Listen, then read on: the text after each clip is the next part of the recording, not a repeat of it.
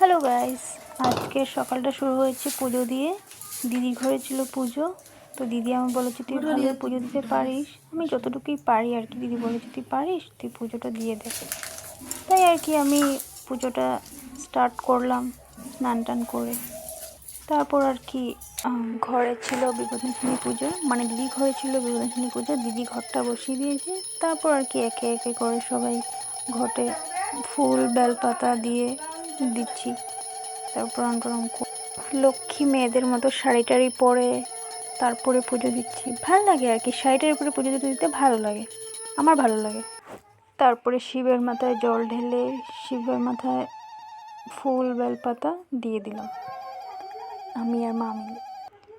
আমার ছিল পুজো দেওয়া কমপ্লিট, মানে খিচুড়ি ভোগ দেওয়া হয়নি, ওটা খিচুড়ি ভোগ দেওয়া হবে। তারপরে পাঁচালি টাচালি পড়া হবে, পাঁচালি পড়া হলেই পুজো দেওয়া শেষ হবে।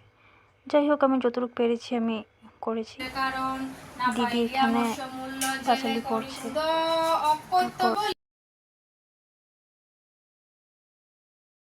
সবাই মিলে পুজোটা দিয়ে এখানে শেষ করলাম। আশা করছি ভিডিওটা ভালো লাগলে লাইক কমেন্ট শেয়ার করে দিও। প্রথমবার আমি ভয়েস ওভার দিচ্ছি। সবাই ভালো থেকো, সুস্থ থেকো। দুর্গা দুর্গা দুর্গা।